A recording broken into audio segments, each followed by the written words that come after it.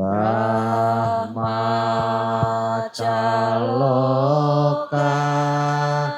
Dipati Sahampati Katanjali Anadiwara Ayacata Santi Dasata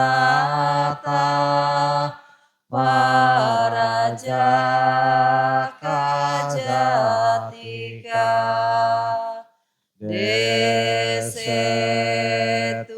Damang Anukampinang Pajam.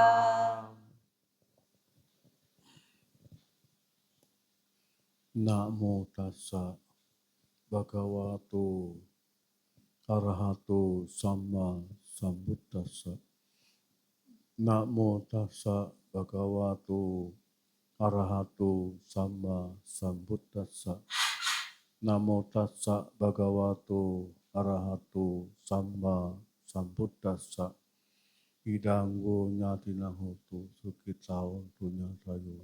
Semoga jasa-jasa ini dipakai para sanak keluarga. Semoga sanak keluarga berbahagia.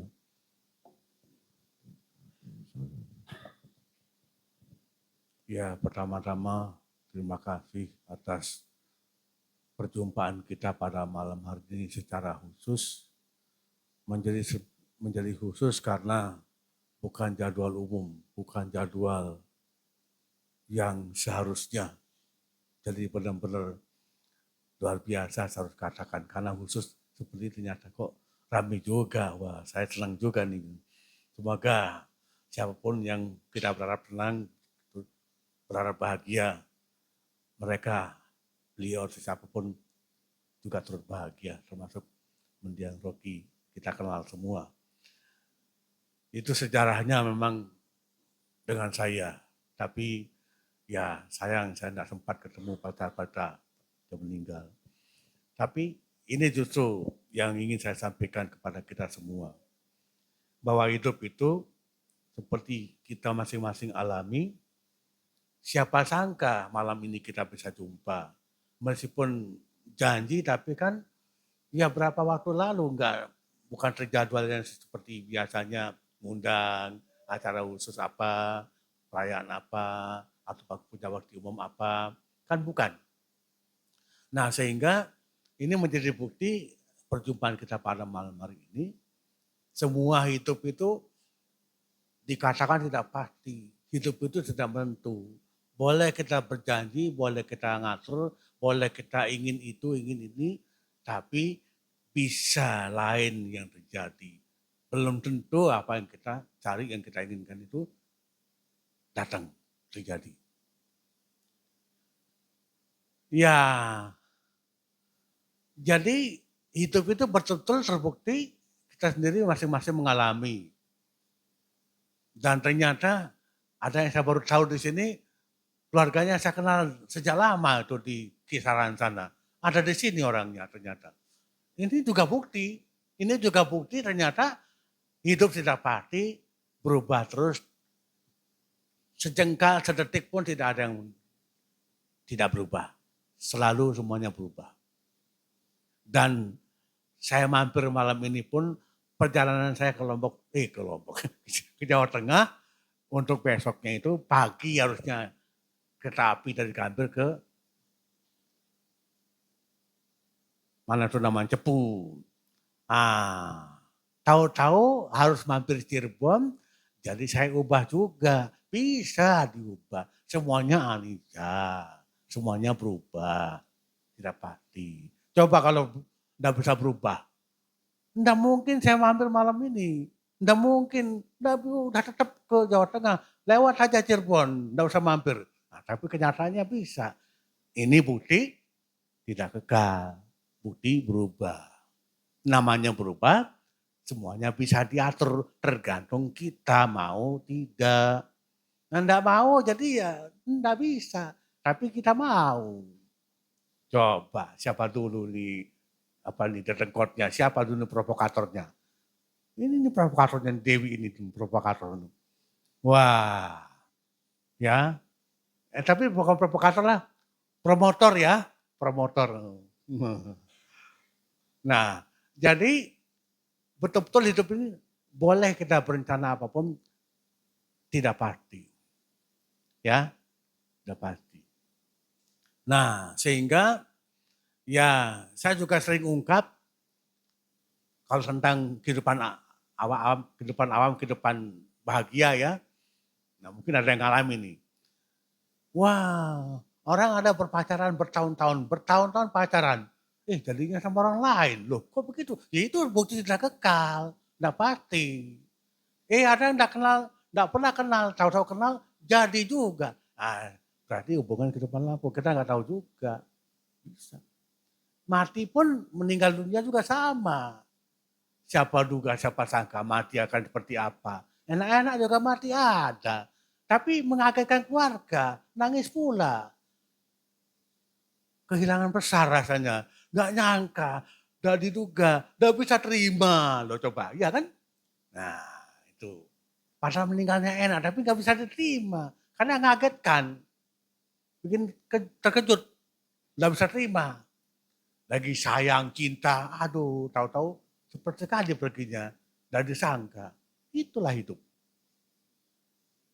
Ya, coba orang sakit ya, undang keluarganya baca-baca, berharap cepat pergilah, cepat meninggal. Enggak meninggal, coba. Malah panjang, lama sakitnya. Sembuh, udah sembuh, mati juga loh coba. Itu terjadi. Ya, jadi saya ingat berapa kali saya diundang oleh keluarganya yang sakit. Bante, saya mau undang Bante ke rumah untuk baca-baca. Papa saya sakit, aduh lama sekali sakitnya Bante, biar cepat matilah. Enggak boleh gitu. Enggak boleh ngomong gitu, salah, enggak boleh. Sampai itu Bante diundang ini, kewajibannya tugasnya mendoakan, mengharapkan, ya tenang batinnya, pikirannya, dibacakan baca. Setelah tenang seperti apa, kan bukan urusan kita lagi. Ternyata dia sembuh atau meninggal, kan bukan urusan kita. Jadi tidak boleh, apalagi undang biku untuk baca-baca untuk meninggal, ya salah kaprah. Badannya melanggar winaya itu kalau seperti itu. Tidak boleh. Tapi kalau doa, Bante mohon kami mau undang Bante baca-baca. Ada orang tua saya sakit, semoga dengan baca-baca papa saya tenang pikirannya. Itu yang benar. Nah apa yang terjadi kan semuanya perubahan, tidak kekal. Oh ternyata sembuh, wah luar biasa. Ya syukurlah. Nah, ada orang kampung loh, anak-anak muda baca-baca. Yang sakit ini sudah ya belum terlalu tua juga, tapi sudah cukup tua. Orang anak muda yang baca-baca, kan tidak ada biku, tidak ada Bante, anak muda baca-baca. Waktu baca karannya merah sudah, dia meninggal. Keluarganya malah senang loh. Senang loh. Kalau dipikir-pikir itu ironis. Meninggal malah senang coba. Kenapa? Nah karena bacakan parita. Baca-baca tenang. Batinnya si papa yang sakit meninggal ya syukur. Karena mengerti dhamma. Waktu saya studi di Sri Lanka, teman biku saya dari Malaysia, Chinese Malaysia. Bukan Chinese, dia orang Malaysia asli, bukan Chinese. Nah, yang Chinese beda lagi, ada yang Malaysia, tapi Chinese ini yang bukan yang Chinese. Ngobrol-ngobrol dengan saya waktu itu, saya cerita pengalaman saya yang tadi itu. Anak muda baca-baca di kampung. Meninggal dunia malah senang. Dia bilang apa? Saya malah terbalik Bante. Saya sudah baca-baca meninggal dunia, wah diproses saya. Ya, berarti nggak ngerti, dia nggak ngerti. Kalau seperti itu berarti dia nggak ngerti. Nah, kalau yang mengerti dhamma, beda sikapnya. Nah, jadi kita belajar dhamma seperti ini, seperti pada malam hari ini dengar dhamma begini, tadi kita baca-baca untuk kepentingan mendiang siapapun, terutama sahabat kita yang memang kita kenal, ya apa yang terjadi? Nah tentu ya kita mendoakan, kita berharap para makhluk siapapun mereka bisa bahagia. Kita berdoa, kita berharap boleh. Tapi kenyataan yang terjadi seperti apa kembali tergantung pada masing-masing yang bersangkutan. Bukan kekuatan kita juga. Oh ternyata bahagia dapat dengar bacakan berita. Wah senang, syukur. Tapi kalau dia nolak bantah, nggak suka, nah lain cerita. Itu urusan dia, bukan urusan kita. Ya, kita jangan persoalkan itu. Oh dia nggak suka, jadi jangan bacakan. Tidak begitu. Kita tidak tahu apa yang terjadi sesungguhnya. Bukan urusan kita. Nah semuanya berproses sedemikian rupa, kembali tergantung pada masing-masing proses yang dilalui. Termasuk kita sendiri memproses hidup kita demikian. Janji pada malam hari ini kita jumpa, bisa ketemu, baca berita, dengar drama, berbuat baik dan sebagainya. Semua kembali ke diri kita masing-masing. Tergantung diri kita sendiri masing-masing. Ya. Nah, tadi pagi saya ketemu salah satu pengurus Dhamacaka itu di Sunter. Saya tadi pagi. Masih dia bilang begitu. Udah lama kenal, Bante kok awet muda ya? Siapa bilang awet muda? Udah ubanan gini bilang awet muda coba. Waduh, apa mukanya enggak berubah? Ya berubah lah. Siapa bilang enggak berubah? Mungkin berubahnya apa ya? Enggak ketahuan, enggak kentara dari dulu masih seperti itu mukanya. Apa iya? Apa ada yang Mas Cirebon kenal lama juga lihat gitu ya? Wah enggak tahu ya. Semuanya proses, semuanya berubah. Tidak ada yang tidak berubah. Tapi memang ada yang berubahnya lambat, ada yang berubahnya cepat. Saya kadang-kadang kaget lihat orang tertentu. Tidak nyangka, bukan dia lagi. Sudah bukan dia lagi. Ternyata dia juga, tapi berubah banyak. Ada yang begitu coba. Terus saya tidak kenal lagi, udah bukan dia lagi. Ternyata dia juga, tapi udah berubah mukanya. Lah gimana? Proses perubahan tetap terjadi, hanya ada yang cepat berubah begitu, ada yang lambat, pelan berubahnya. Itu. Seperti bangunan. Lah, padahal udah lama, tapi saya baru komen, ternyata itu baru ya? Oh baru. Coba, ini berubah. Berubah. Tapi berubahnya kapan? Cepat atau lambat, pelan atau cepat. Seperti itu. Nah, jadi apa yang saya katakan ini perubahan terjadi, kalau kita memahami apa yang saya katakan, harusnya happy, harusnya kita bahagia, tetap bahagia. Tapi yang repot itu, yang menjadi masalah itu, ternyata tidak bisa mengerti, tidak mau mengerti apa yang saya uraikan, bantah semua, tolak semua, tidak bisa terima. Aduh sakitnya di mana itu? Sakitnya di mana itu coba? Bukan di luar, dirinya sendiri yang sakit, yang menderita, yang sengsara. Nah tapi kalau kita mengerti apa yang saya sampaikan, harusnya bahagia. Oh apa yang Mbak uraikan saya sangat mengerti. Semoga saya tetap memahami, mengerti apa yang dimaksud dalam penjabaran penjelasan ini. Ya, itu kita menjadi stabil, seimbang. Karena bisa mengerti, memahami apa yang dimaksud dalam penjelasan ini. Nah, lalu kalau hidup itu diumpamakan seperti tumbuhan, ya, ada juga perumpamaan lain seperti perjalanan jauh. Misalnya perjalanan jauh itu seperti itu tudong, lagi jalan tuh jauh tuh dari Texas menuju ke Washington DC. Jauh itu. Berapa kilo, berapa mile itu, berapa mil. Jauh. Tapi hebat, bisa ditempuh. Luar biasa. Nah ini artinya bahagia juga meskipun cacat ya luka. Tetap bahagia coba. Apa enggak kita belajar? Masa kita enggak belajar gitu loh. Loh malu loh kita kalau kita nggak belajar, khususnya umat Buddha. Mengerti, memahami, oh ya, proses semuanya dilalui dengan pikiran tenang, damai, harmonis, bahagia. Bisa mengalami luka, bisa mengalami capek, ya. Tapi pikiran jangan ikut. Mestinya itu, tapi kenyataannya tidak. Seringkali saya ungkapkan, luka dikit di ujung kuku, ujung tangan, ujung kaki. Menderitanya luar biasa si pikiran. Lebih menderita si pikiran daripada luka kecil itu. Apa? Kenapa coba? Yang salah apa? Batin pikirannya nggak ngerti. Masa luka dikit karena duri atau apa itu tidak bisa terima. Karena tidak bisa terima, menolak bantah itu yang bikin sakit. Lebih sakit si pikiran daripada nyatanya sakit luka. Fisik sedikit itu. Dibalik sekarang seperti para beliaunya tuh ikut tudong itu. Luka dikit tapi bahagianya luar biasa. Wah, jalan juga enggak. Lo coba. Sekian ribu orang yang nyambut, yang dampingi, yang denger. Siapa sangka, itulah bahagia. Mestinya bahagia seperti itu. Tadi di awal saya katakan, aduh bahagia ketemu hari ini. Kok rame ya? Ya bahagialah saya. Iya toh? Apa enggak ikut bahagia? Apa ada yang sedih nih?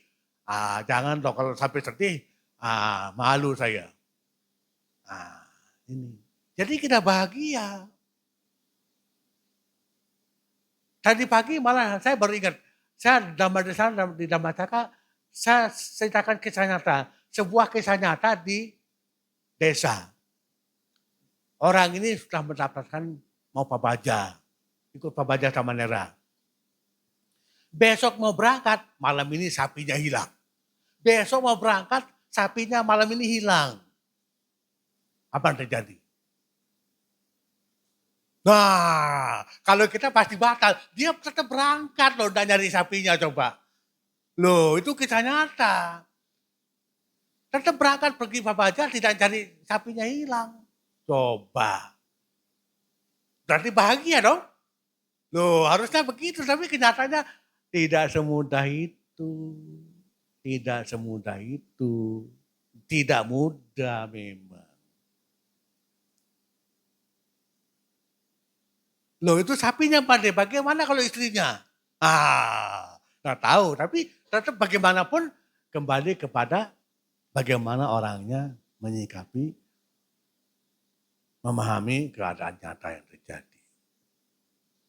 Itu. Ya. Nah, atau misalnya contoh lain, kalau ada yang kehilangan uang, berapa banyak? Sedih atau gimana? Nah, kembali ke diri sendiri. Kalau dirinya sendiri memahami keadaan nyata itu, sedihnya bisa dikendalikan, bisa dikelola, bisa ditahan, bisa dijaga. Bukan ditonjolkan, bukan di sembarang tunjukkan gitu, tidak. Kembali ke pemahaman dhamma yang dimiliki orang per orang berbeda, itu yang membedakan. Ya. Nah, jadi semuanya proses jadi itu saya katakan pertumbuhan dari jarak jauh, dan saya katakan jarak jauh. Jarak jauh seperti apa? Kalau mikir, aduh kapan sampainya, menderita itu. Tapi kalau anda mikir macam-macam tetap jalan, seperti para biku tutong, sampai juga. Jarak. Sekarang perumpamaan tumbuhan. Petani yang nanam padi, nanam jagung, apa iya dia mikir, semoga besok langsung berbuah ya, apa begitu mikirnya? Tidak, tidak begitu. Tapi rawat dengan sungguh-sungguh, perhatikan, perlu air, cabut rumputnya, ada apa, Nah mikir macam-macam, tapi dengan bahagia merawat, menjaga tanamannya. Wah, sampai berbuah. Senang, bahagia sekali. Sepanjang selama menanam itu merawat, tidak mikir macam-macam. Tapi dengan sungguh-sungguh, dengan bahagia juga merawat tanaman yang ditanam itu. Sampai berbuah dengan baik. Jadi gini Bapak-Ibu sekalian, yang membuat orang menderita atau sengsara seperti apa atau sebaliknya bahagia itu sang pikiran. Tetap pikiran itu. Kalau mikirnya kebablasan, tadi saya katakan semoga berbuah cepat lama tanaman saya itu kebablasan berpikirnya keliru besar. Tapi kalau sampai begitu cara berpikirnya nggak benar, makanya jadi menderita. Tapi kalau benar cara berpikirnya, nah nggak usah dipikir lah, pokoknya rawat, jaga dengan baik, sukses dengan bahagia merawat, menjaga, memelihara, sukses. Nah jadi kalau pikiran itu dibiarkan maunya sendiri, ya memang nuntut macam-macam harus dipenuhi. Ya memang jadi menderita. Tapi apa? Kewajiban kita, kesadaran kita yang harus mengawasi, memantau pikiran itu jangan dibiarkan seenaknya sendiri. Jadi dibalik, jangan kita ikuti maunya pikiran, tapi kita yang atur, kuasai pikiran. Jangan kita yang dikuasai pikiran. Jangan kita yang dikuasai pikiran, tapi kita yang harus kuasai pikiran. Itu yang jadi benar. Misalnya pikiran yang nuntut macam-macam, ya jangan. Itu. Atau kalau nuntutnya benar, oh ya silakan. Seperti itu. Jadi kita yang ngawasi pikiran, jangan dibalik. Nah kalau kita bisa ngawasi pikiran, kalau kita bisa jaga pikiran, nah itu yang membahagiakan. Sehingga kalau kita berpikir untuk membahagiakan siapapun, termasuk membahagiakan para leluhur keluarga kerabat kita yang telah tiada, itu jadi benar. Apa perbuatan kita supaya membahagiakan, membuat mereka bahagia? Berbuat baik. Berbuat baik, apa yang kita bisa lakukan untuk membahagiakan mereka, membuat mereka berbahagia. Gitu. Ya, tapi kadang-kadang orang nggak ngerti. Termasuk begini, kalau saat-saat detik-detik sampai orang meninggal, keluarga siapapun. Meninggal dunia kita tangisi secara dhamma, tidak sesuai. Kita memberi contoh, bukannya malah menghibur, membuat dia melepas bahagia, tapi kita sedih menderita, dia yang meninggalkan kita lebih sedih, lebih menderita jadinya. Contoh begini, gampangnya contoh begini. Siapa keluarga kita mau pergi merantau, pergi jauh ke Amerika atau kemana? Apa yang dilepas dengan sedih? Apa kita lepas dengan sedih? Ya tidak. Lah padahal kita mau ditinggal pergi ya mestinya bahagia melepasnya. Oh dia akan dengan bahagia pergi. Meninggal dunia seperti itu sama juga. Ya. Nah jadi ya saya sering ungkapkan juga tuh kalau diundang baca Parita. Ya. Kita memberi pengertian kepada keluarganya untuk jaga pikiran kita bahagia melihat dia lagi sakit. Yang sakit dia bukan kita. Tapi saya kadang-kadang lihat itu yang lebih sakit malah yang menjaga. Coba gimana? Kasihan yang sakit kalau seperti itu. Lebih-lebih gak bisa apa-apa. Mau ngapa-ngapain bingung. Lebih sengsara daripada yang sakit. Lah kasihan yang sakit. Harusnya yang sehat ini menjaga, membantu perlunya apa yang sakit ini. Itu yang benar. Membuat dia bahagia harusnya. Termasuk, nah kadang-kadang kita, dia nggak boleh makan durian, kita kasih durian. Nah, tapi caranya gimana menghibur dia supaya dia bahagia. Bukan membuat dia menderita. Contoh bikin menderita tuh, dia minta durian. Kamu enggak usah makan durian, kamu jadi sakit. Kalau bilang gitu kan dia sengsara tambah sakit. Bukan begitu caranya. Tapi menghibur bagaimana gitu loh. Hiburlah dia bagaimana bisa mengerti memahami. Nah, jadi dia tenang. Oh iya. Gitu.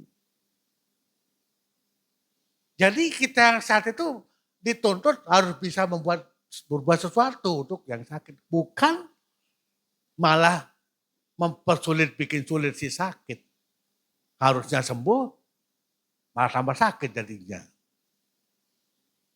Ya, gini. Jadi kalau kita sehat, ada keluarga kita sakit, kita harus mengerti dia sakitnya apa. Jadi kita bantu rawat sakitnya bisa sembuh. Bantu dia untuk bisa sehat. Apa kondisi yang membuat dia sehat, terutama makanan tentunya, kebutuhan sehari-hari perlu, ya, gitu. Ya, nah dengan begitu kalau kita bisa membantu dia berbahagia, lagi sakit sekalipun tapi bisa kita bantu dia berbahagia, itu yang penting. Nah termasuk misalnya perlu obat, dan dia tidak perlu khawatir. Udah tanggung jawab kami yang sehat, merawat kamu yang sakit supaya bisa sembuh. Tenang saja ya, tenang. Gitu. Ya. Ya. Nah bahkan kalau baca-baca, sering baca-baca itu sangat bantu, sangat membantu. Karena getaran payudara itu masuk ke dalam sapi oleh yang bersangkutan. Makanya jadi bisa tenang. Nah, apa yang terjadi bukan urusan kita. Ternyata sembuh, syukur. Atau apa yang terjadi bukan urusan kita lagi. Seperti itu. Ya. Jadi kalau ada orang meninggal dunia pas dibacakan payudara itu syukur. Kalau secara Buddhis jadi benar. Oh, jangan. Saya berapa kali ngalami itu, termasuk Bu Kemawati itu di Surabaya itu meninggal dunia depan saya tuh, Bu Kemawati itu. Saya dengar kabar sakit, waduh lama gak ketemu ibu ya. Pas jadwal saya ngajar di STAB di Batu, saya bikin jadwal selesai ngajar hampir di Surabaya. Harusnya sore waktu itu, ya. Tapi tahu-tahu Bante yang di Malang, di Batu, ngatur jadwal, saya diantar ke Surabaya, tidak usah dijemput. Dan nunggu jemputan, lebih cepat. Tapi apa yang terjadi? Waktu itu belum ada tol, sekarang udah ada tol.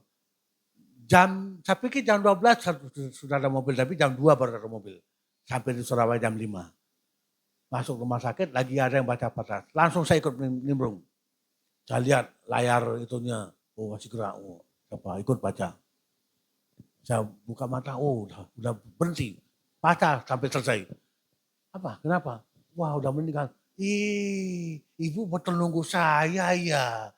Ibu betul nunggu saya ya. Saya begitu. Karena nyari-nyari saya. Kok itu ya? Nah berarti dia bahagia meninggalnya. Nah itu contohnya. Ya, dia meninggal bahagia karena memang yang ditunggu-tunggu yang dicari datang. Gitu. Ya. Ada berapa kali pernah juga baca-baca hari ini terus pergi. Saya berpesan kepada keluarga, tolong kasih tahu saya gimana ya. Besoknya dikasih tahu saya Bante dia udah meninggal. Oh ya udah baca-baca, semoga dia bahagia. Gitu. Ya. Jadi maksudnya apa yang saya maksudkan dari uraian ini, bagaimana kita membantu orang lain bahagia, terutama kerabat sahabat orang keluarga kita yang telah tiada. Caranya kita bikin diri kita sendiri bahagia. Bagaimana yang lain mereka tuh bahagia, kuncinya lebih dulu kita harus bahagia. Jangan kita malah bikin sedih diri sendiri, itu salah. Nggak boleh begitu. Ini yang penting, sangat penting apa yang saya katakan. Jadi dia sakit, dia meninggal, ya kita harus mengerti. Kita yang sehat harus mengerti, jangan sampai terbalik. Nah, yang banyak terjadi ya terbalik karena tidak memahami yang sesungguhnya, jadi sikapnya enggak benar pun enggak tahu, enggak sadar gitu loh. Termasuk sedih itu bikin sedih itu enggak boleh. Tapi ini penting yang saya katakan. Syukur-syukur bikin bahagia, berbuat baik, berdana. Jadi berdana itu yang dia sakit, dia meninggal dunia, kita berdana. Ajak dia berdana. Atas nama tuh jadi ngajak. Kalau atas nama berarti ngajak. Ya kalau dana sendiri beli jasa namanya. Tapi kalau kita ngajak, saya berdana ya, saya ajak kan berdana ya, ayo kita berdana ya. Nah, kita ajak. Kita yang berdana tapi yang kita ajak dia. Jadi kita yang mewakili. Namanya mau atas nama. Tapi kalau berbuat baik sendiri nanti beli jasa, itu berbuat baik sendiri. Beli jasa itu yang bersangkutan. Itu dua berbeda. Ya. Jadi kalau ada sebut atas nama berarti kita yang mengajak yang bersangkutan berbuat baik. Nah kalau pelimpahan jasa bukan atas nama. Kita sendiri berbuat baik, lakukan pelimpahan jasa. Tapi banyak orang yang ngerti makna kata atas nama tadi. Pelimpahan jasa itu dua berbeda. Ya. Nah jadi kalau sudah meninggal dunia terutama, memang kita harus berbuat baik melakukan pelimpahan jasa untuk melihat. Kalau masih sakit, ya kita bisa atas nama dia berbuat baik berdana. Ajak dia berbuat baik berdana. Saya dana ya, ajak kamu berdana ya, karena berdana ya. Berdana. Kita mewakili, kita berdana, dengan dia kita berdana. Kita melakukan atas nama dia. Seperti itu. Ya, jadi kalau dia menyaksikan kita berbuat baik, bahagia di sini saat ini, itu yang kita harapkan. Begitu terjadi demikian, melihat kita berbahagia saat ini di sini, kita berharap semoga beliau, semoga kerabat itu menyaksikan kami, kita sini berbahagia, semoga mereka berbahagia. Seperti itu. Harapan kita seperti itu. Syukur-syukur benar-benar terjadi, memang itu harapan kita. Membantu beliau berbahagia, menyaksikan, melihat nyata-nyatanya kita bahagia di saat ini di sini. Semoga beliau berbahagia juga seperti yang kita harapkan. Seperti itu ya. Jadi ya siapapun beliau termasuk yang Rocky kita berharap berbahagia apapun caranya dikubur karena apa itu tidak ada masalah. Kalau di Buddhis konsep kita nyata. Kalau sudah meninggal dunia ya mau gimana sih itu masalahnya tidak seperti itu seriusnya. Kita santai saja. Kita tetap bisa melakukan membantu pelimpahan jasa. Kita tetap bisa berbuat baik untuk kebahagiaan beliau di alam sana. Ya, demikian yang perlu saya sampaikan. Semoga kita semua damai bahagia juga setiap saat, setiap detik, setiap kali, dan setiap hari terus bisa berbahagia. Sabi sata, wawon kita, semoga semua berbahagia. Sadu, sadu, sadu.